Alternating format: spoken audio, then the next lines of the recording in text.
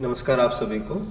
और आज अपन डिस्कस करने वाले हैं हमारा लास्ट टेस्ट जिसमें सीरियल्स, फाइबर यील्डिंग प्लांट्स, इनके बारे में आपसे 50 क्वेश्चन वो पूछे गए थे। तो चलिए बात करते हैं पहले क्वेश्चन की। ये था कि which one is not a cereal crop, है ना। सीरियल्स और स्यूडो सीरियल्स ये अपन को पता होना चाहिए। देखो, ड्यूरम व्हीट सीरियल में आता है, ब्रेड व्हीट, बार्ले, ये सब सीरियल क्रॉप्स में आते हैं। लेकिन बक व्हीट जिसको अपन कुट्टू बोलते हैं, यानी कि जो फैगोपायरम है, वो सूडो सीरियल में आता है। तो जो सीरियल नहीं है यानी कि सूडो सीरियल आपको टिक करना था, तो बकव्हीट आंसर हो जाएगा।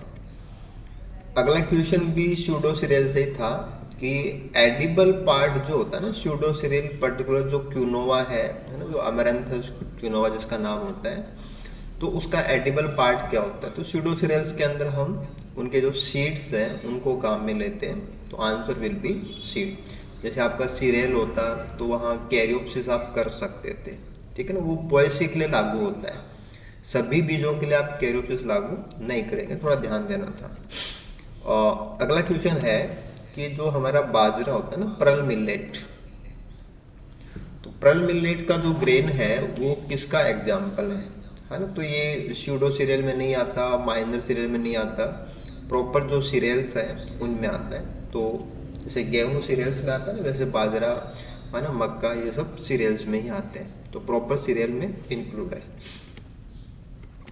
और नेक्स्ट क्वेश्चन व्हीट को लेके था कि जो गेहूं की एक वैरायटी है ट्रिटिकम ड्यूरम, जिसको अपन ड्यूरम व्हीट बोलते हैं। और मेनली आजकल जो लाइफ स्टाइल है कि बहुत सारे लोगों को गेहूं सूट नहीं होता, ग्लूटेन से दिक्कत होती है, तो ड्यूरम के अंदर ग्लूटेन की मात्रा कम होती है। तो ये जो हमारा पौधा है ट्रिटिकम ड्यूरम, ये कौन से कैटेगरी से बिलोंग करता है। तो एक्चुअल में ड्यूरम जो है वो टेट्राप्लॉइड व्हीट का एग्जाम्पल है। देखो, आपको डिप्लॉइड वाले, टेट्राप्लॉइड वाले और हेक्साप्लॉइड, ये तीनों के कौन कौन सी वेराइटीज हैं ये पता होना चाहिए, क्योंकि गेहूं अपने आप में एक बहुत ही एक सेंट्रल जो सीरियल है वो है। तो आपको जैसे गेहूं, चावल, ये बहुत ज़्यादा इम्पोर्टेंट है। आगे चलते हैं। नेक्स्ट है कि इनमें से कौन सा हेक्साप्लॉइड नहीं है।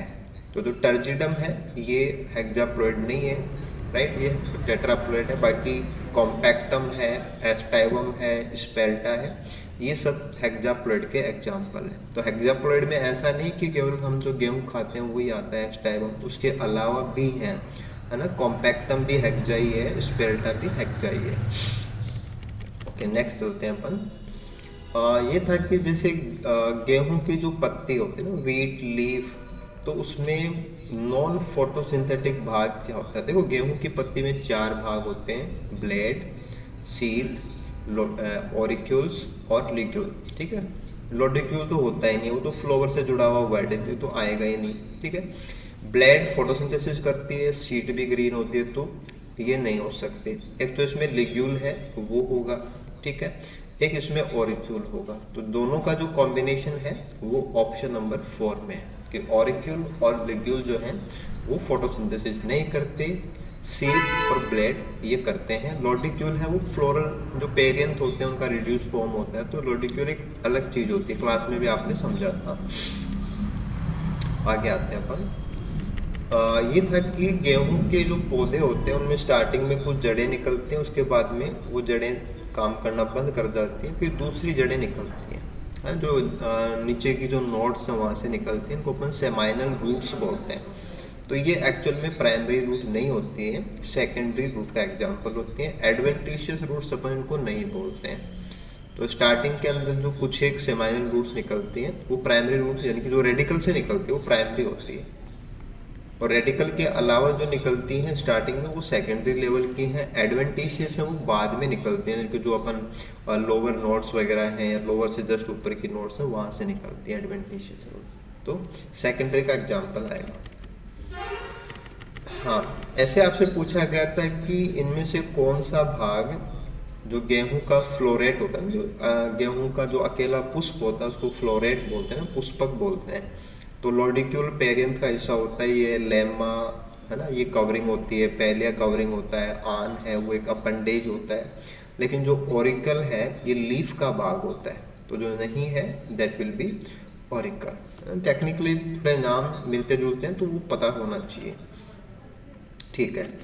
ऐसे काफ़ी बार पूछा जाता है कि जो कैरियोप्सिस प्रकार के फ्रूट्स होते हैं, जैसे अपन गेहूं का बीज खाते हैं या गेहूं खाते हैं, तो वो कैरियोप्सिस में आता है।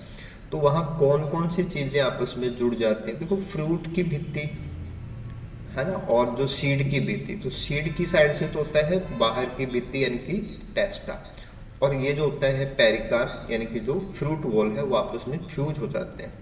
तो टेस्टा और पेरिकार्प आपस में फ्यूज रहते हैं। पेरिकार्प, मीजोकार्प, ये तो दोनों फ्रूट की वॉल ही होती है। मीजोकार्प अंदर की परत है ना। टेस्टा और टैगमेन ये सीड कोट होते हैं। तो सीड वाला पार्ट भी होता है और फ्रूट वाला पार्ट भी होता है, दोनों की भित्तियां हैं वो आपस में फ्यूज हो जाती हैं। तो ये कहलाता है आपका कैरियोप्सिस प्रकार का। तो टेस्टा और पेरिकार्प आपको पता होना चाहिए। ऐसे था कि जब हम गेहूं के ब्रीडिंग्स वगैरह की बात करते हैं, जो हाई यील्डिंग वैरायटीज हैं उन सब की तरफ जाते हैं, हाइब्रिडाइजेशन की तरफ जाते हैं, तो वहाँ पे एक बहुत ही शानदार नाम आता है कि रेड 5 जो होता है वो क्या है, या गेहूं की जो रेड 5 वैरायटी है वो किस लिए जानी जाती है। तो देखो, एक तो क्या होता है कि जैसे ब्रीडिंग है ना, एक जैसे हाइब्रिडाइजेशन है, ऐसे कई सारे अप्रोच हैं गेहूं के इम्प्रूवमेंट के लिए।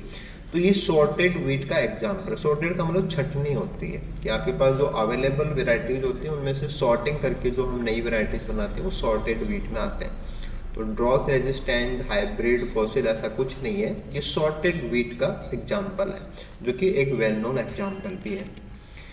ऐसे बात आती है कि हमारे इंडिया के रेफरेंस में बात करेंगे तो गेहूं के अंदर जो बहुत ज़्यादा जो रिसर्च है वो जो पूसा है, यानी कि जो Indian agriculture research institute Pusa new Delhi में स्थित है। तो पूसा की कौन सी variety which won the first prize in the international grand exhibition 1920, तो ये वैरायटी आपकी है P.4, जिसको 1920 के अंदर इंटरनेशनल ग्रैंड एग्जीबिशन के अंदर फर्स्ट प्राइज मिला था। ओके, इसके बाद में बात आती है कि फर्स्ट जो रस्ट रेजिस्टेंस, क्योंकि गेहूं के पौधों के अंदर स्टेम रस्ट, लीफ रस्ट, ये ब्राउन रस्ट, ये कई सारे रस्ट होते हैं। तो रस्ट गेहूं का एक बहुत ही टिपिकल प्रॉब्लम है कि गेहूं हम उगाते हैं तो मैदानी भागों में रस्ट डिजीज बहुत ज़्यादा होती है। तो फर्स्ट रस्ट रेजिस्टेंट व्हीट जो था वो कौन सा था? तो ये आपको पता होना चाहिए कि जो NP114 है ये पहला रेजिस्टेंट था रस्ट के लिए, जबकि जो NP809 है ये ऑल रस्ट के लिए रेजिस्टेंट था। तो दोनों इसलिए इम्पोर्टेंट हो जाते हैं। तो एक तो पहला कौन सा था वो 114 नंबर है, और सभी रस्ट के लिए कौन सा है वो 809 नंबर है। आगे आते हैं।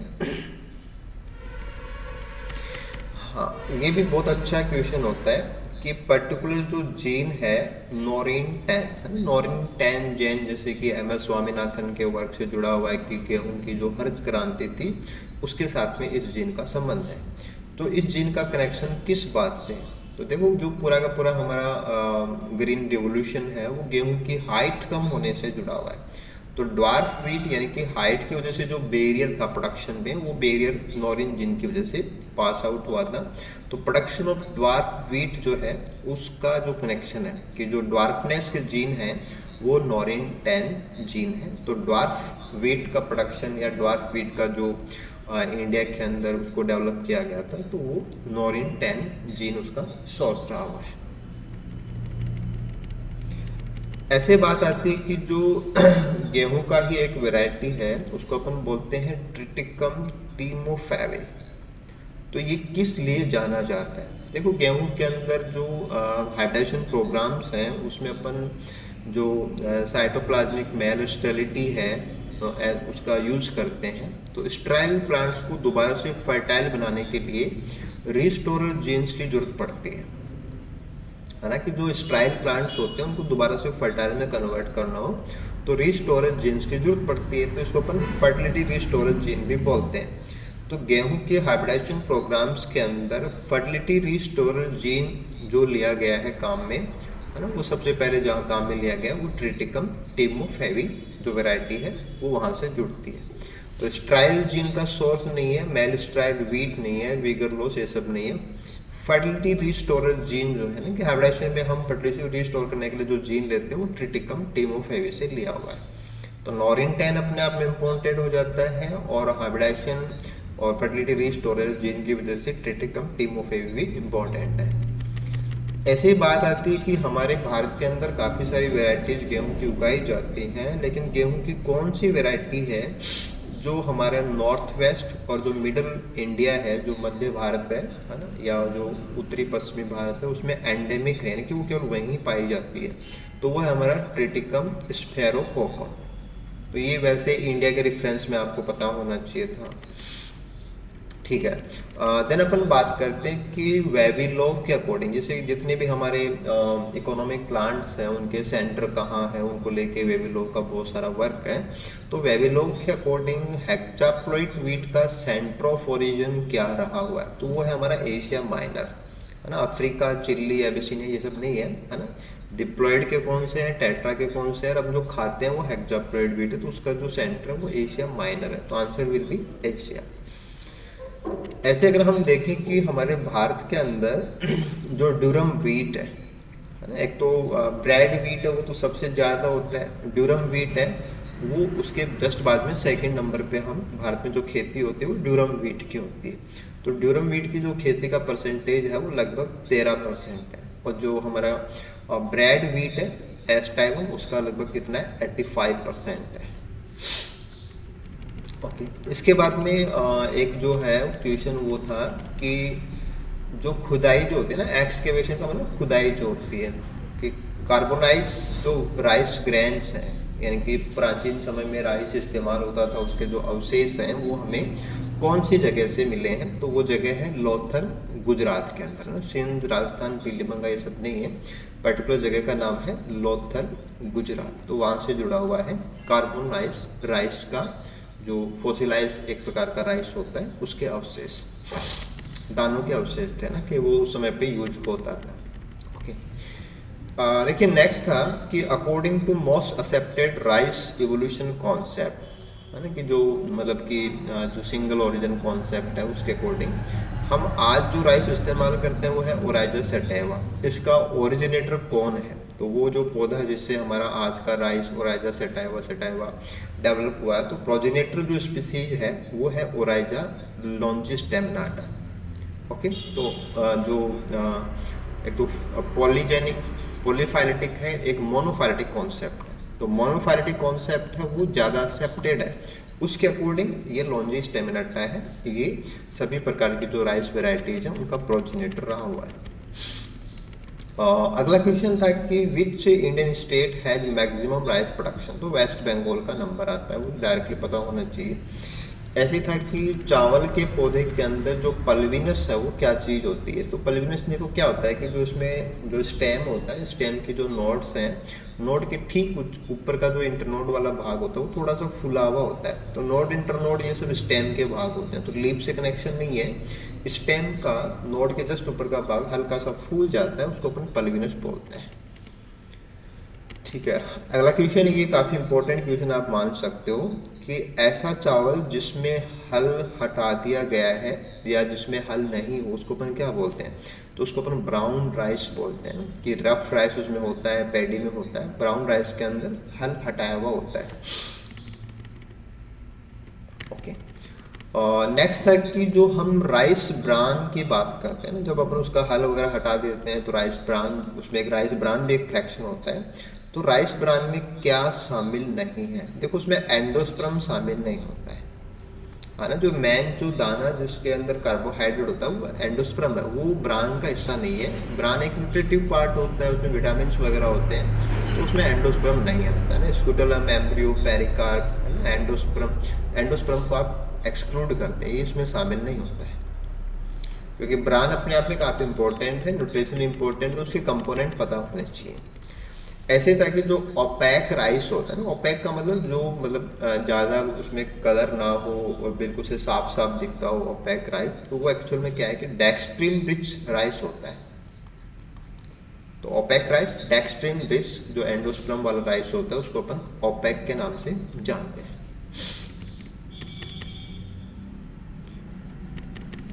अगला क्वेश्चन चावल की खेती से जुड़ा हुआ था कि चावल की जब खेती होती है तो हम उसकी पौध लगाते हैं ना, सीडलिंग साइज, उसमें ट्रांसप्लांटेशन, पौध लगाने को बोलते हैं ट्रांसप्लांटेशन। तो जब वेट पेडी कल्टीवेशन है, जहाँ पे चावल के खेतों में पानी भरा रहता है, फिर उसके अंदर चावल के जो पौध है उनकी रुपाई होती है, तो उस समय पे जो हम उसका सीडलिंग काम में लेते हैं उसकी हाइट लगभग कितनी होती है? वो लगभग 30 सेंटीमीटर के हाइट के पौधे अपन यूज़ करते हैं, 10 सेंटीमीटर 15 सेंटीमीटर ये सब नहीं है। अप्रोप्रिएट जो साइज है वो अराउंड 30 सेंटीमीटर होती है। तो कई बार कुछ क्वेश्चन है वो ऐसे भी हो सकते हैं। हाँ, एक ये क्वेश्चन था कि हमारे भारत के हिसाब से बात की जाए तो कम से कम समय में तैयार होने वाली चावल की जो फसल है या चावल की जो वैरायटी है उसको अपन क्या बोलते हैं? उसको अपन अस नाम से जानते हैं ना, अमन, अस, बोरो, ये सब नाम है, ठीक है। तो अस जो वैरायटी है वो शॉर्टेस्ट ड्यूरेशन वाली क्रॉप होती है।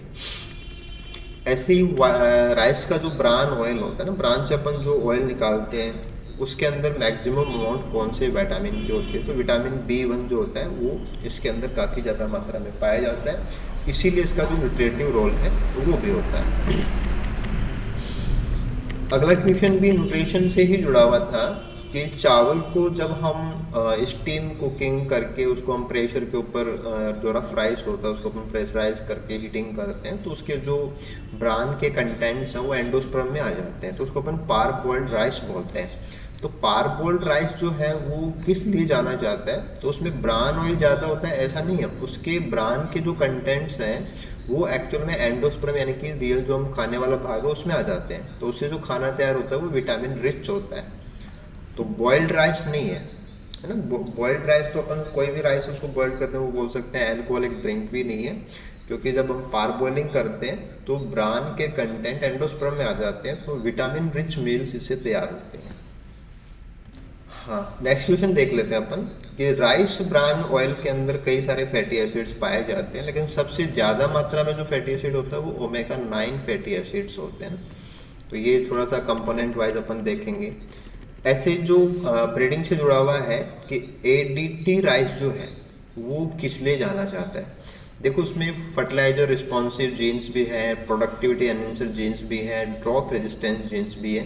तो एक हाइब्रिड राइस है जिसके अंदर फर्टिलिटी वाले, प्रोडक्शन वाले, ड्रॉथ वाले ये सारे जीन्स इंक्लूड हैं। तो ADT राइस में से हाइब्रिडाइजेशन राइस जो हाइब्रिडाइज करके जो राइस बनाया गया था वहाँ से एक क्वेश्चन आपसे पूछा गया, तो answer will be all of these रहेगा।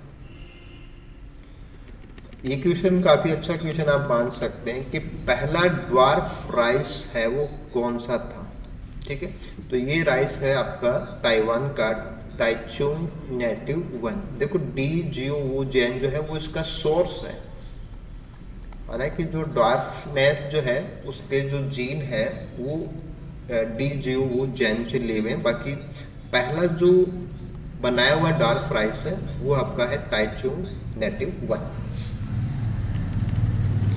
ऐसे ही राइस का जो इंटरनेशनल कंजर्वेशन है उसको लेके कि राइस की जितनी भी वैरायटीज हैं उनका जो जर्म बैंक है, जो जर्म प्लाज्म है वो एक प्रकार से स्टोर किया जाता है, उसको अपन जर्म बैंक बोलते हैं। तो राइस को लेके इंटरनेशनल लेवल का जो जर्म बैंक है वो कहाँ पे है? तो आंसर विल बी फिलीपींस, वो फिलीपींस में स्थित है। फिर अगला क्वेश्चन अपन देखें तो ये फाइबर से था कि लॉन्गेस्ट बास्ट फाइबर जो कि रेमी फाइबर के नाम से भी जाने जाते हैं, तो वो कौन से भाग से प्राप्त होते हैं? तो रेमी जो फाइबर हैं वो स्टेम से प्राप्त होते हैं ना, रूट फ्रूट सीड इनसे नहीं होता है, क्योंकि तो अपन कपास का तैयार करते हैं वो तो फ्रूट सीड से तैयार होता है, लेकिन जो रेमी लॉन्गेस्ट फाइबर होता है वो स्टेम से प्राप्त किया जाता है। अब बास्ट फाइबर होता है तो फिर वो फ्लोएम से होता है, थोड़ा सा बास्ट का आइडिया हो तो फ्लोएम से याद आ जाएगा आपको, फ्लोएम याद आ जाएगा तो स्टेम अपने आप आ जाएगा।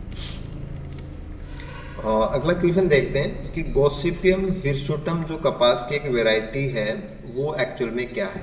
तो देखो एक तो टेट्राप्लॉइड है पहली बात, और दूसरी ये अमेरिकन वैरायटी यानी कि जो न्यू वर्ल्ड कॉटन है उसमें आता है। तो ओल्ड वर्ल्ड कॉटन नहीं है और न्यू वर्ल्ड कॉटन है वो सारे टेट्राप्लॉइड है, तो डिप्लॉइड तो ये हो ही नहीं सकता, ओल्ड वर्ड ये है नहीं, ठीक है।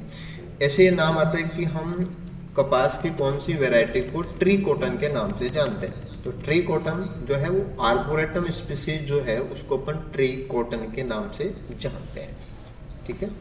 तो ये कॉमन जो उनके टर्म्स हैं वो थोड़ा सा पता रहना चाहिए। ऐसे कपास की ही चारों वैरायटी जो अपन ओल्ड वर्ड और न्यू वर्ड के काम में लेते हैं, उनमें सबसे अच्छा जो कॉटन फाइबर है, फाइनेस्ट कॉटन फाइबर कौन सी वैरायटी का होता है, वो है बारबेंडेंस। तो गोसिपियम बारबेंडेंस जो है, इसका जो फाइबर है वो सभी वैरायटीज के अंदर सबसे फाइन लेवल का कॉटन फाइबर होता है। ओके। उसके बाद में पूछा गया था कि जो लॉन्ग हेयर्स होते हैं ना, क्योंकि कपास के अंदर जो रेशे होते हैं वो दो प्रकार के होते हैं, एक छोटे होते हैं, एक बड़े होते हैं। तो लॉन्ग हेयर्स की बात थी, तो लॉन्ग हेयर्स के कई सारे नाम होते हैं, लेकिन इनमें से एक नाम ऐसा है जो उसका नहीं होता है। तो लिंट उसको बोलते हैं, फ्लॉस भी बोलते हैं, स्टेपल भी बोलते हैं। लिंटर जो नाम है वो शॉर्ट वाले का होता है, जिसको अपन फज भी बोलते हैं। तो लिंटर, फज, ये सब शॉर्ट जो फिलामेंट्स हेयर्स हैं उनके नाम होते हैं। लिंट बड़े वाले का नाम होता है। ओके, फिर था कि कॉटन का जो फाइबर है, यानी कि एक्चुअल में कॉटन का जो हम इस्तेमाल करते हैं वो फाइबर की वजह से होता है। वो फाइबर एक्चुअल में क्या चीज़ है, क्या वो सेल्स हैं, क्या वो डेड सेल्स हैं, क्या वो सरफेस हेयर्स हैं? एक्चुअल में वो जो सेल होती है उनके विस्तार होते हैं, एक्सटेंशंस होते हैं। तो सेल एक्सटेंशंस है, सेल नहीं है। प्रॉपर सेल तो एपिडर्मिस वाली रह जाती है, उसके विस्तारित रूप होते हैं, है ना। सरफेस हेयर्स वो अलग होते हैं। ओके, ऐसे आपसे पूछा गया था कि जो टैंग्विस कॉटन है, टैंग्विस कॉटन किस लिए जाना जाता है? देखो, मोस्टली जो कपास की खेती होती है वो बीजों से होती है, लेकिन टैंग्विस कॉटन कॉटन की एक वैरायटी है जिसका खेती है वो स्टेम कटिंग से होती है। तो स्टेम प्रोपगेशन के लिए जाना जाता है। बाकी वैरायटी बीजों से तैयार होती हैं पौधे, ये स्टेम कटिंग से तैयार होता है। ओके, और ये काफ़ी इंपॉर्टेंट क्वेश्चन लेवल होता है कि कॉटन को जब आप खेत से लेके उसकी प्रोसेसिंग करते हैं तो प्रोसेसिंग के सीक्वेंस क्या क्या होते हैं वो आपको पता होना चाहिए। तो राइट जो सीक्वेंस है ना, कि जैसे गिनिंग है, फिर अपन बॉलिंग करते हैं, फिर कॉम्बिंग करते हैं, तो ये गलत हो गया, है ना। गिनिंग, फिर लैपिंग पहले होती है, कार्डिंग बाद में होती है, बॉलिंग पहले नहीं होती, ठीक है। कार्डिंग, लिपिंग गलत सीक्वेंस है। तो पिकिंग, लैपिंग, कॉर्डिंग ये सही सीक्वेंस। जो स्टेप्स हैं उनकी सीक्वेंस आपको पता होना चाहिए, शुरू से लेके लास्ट में भी पूछी जा सकती है। जैसे यहाँ पे 3 ही वर्ड दिए, आपको 4 भी मिल सकते हैं, 5 भी मिल सकते हैं, तो पूरी सीक्वेंस आपको तैयार करनी है। फिर तक कि कॉटन टेक्निकल रिसर्च से जुड़ा हुआ जो इंस्टीट्यूट है सिरकॉट, ये कहाँ पे स्थित है? तो इसका जो लोकेशन है वो मुंबई में है, महाराष्ट्र में स्थित है, ठीक है ना। आपको ध्यान देना, मुंबई के अंदर इसका लोकेशन है। अगला क्वेश्चन जूट से था कि कॉर्कोरस कैप्सुलरिस इज नॉन है, जिसको और किस नाम से जानते हैं? तो टोसा जूट इसका नाम नहीं है, ठीक है। व्हाइट जूट है ना, कॉर्कोरस कैप्सुलरिस को अपन व्हाइट जूट बोलते हैं। ब्राउन जूट भी इसका नाम नहीं है, रफ जूट भी इसका नाम नहीं है। तो व्हाइट जूट और है ना टोसा जूट, ये दो डिफरेंट नाम थे। तो टोसा के बारे में क्वेश्चन पहले पूछा हुआ है, व्हाइट जूट, कॉर्कोरस कैप्सुलरिस। ऐसे ही सेंटर ऑफ ओरिजिन को लेके बात की जाए कि जूट का जो प्राइमरी सेंटर है वो अफ्रीका है ना, और सेकेंडरी सेंटर जो है वो इंडो चाइना सेंटर। तो प्राइमरी सेंटर आपसे पूछा गया था। और कॉर्कोरस कैप्सुलरिस के लिए गलत बात क्या है? ठीक है, इसमें देखो कॉर्कोरिन प्रेजेंट होती है, यस।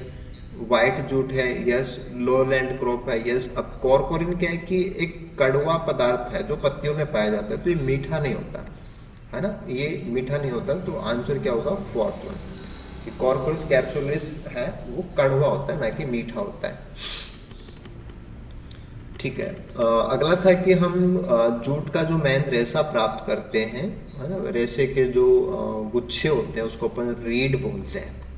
तो रीड कहाँ पे पाए जाते हैं? तो कॉर्टेक्स में नहीं होते, वो सेकेंडरी फ्लोएम का पार्ट होते हैं, जाइलम से कनेक्शन नहीं है। फ्लोएम वेज तो वो खुद ही होते हैं, है ना। सिंगल जो रीड होता है वो फ्लोएम वेज को ही अपन रीड बोलते हैं। तो ओरिजिन कहाँ से होता है, ये सोर्स क्या है? सेकेंडरी फ्लोएम, है ना, जिसके लिए अपन इसको बास्ट फाइबर के नाम से भी जानते हैं, ठीक है।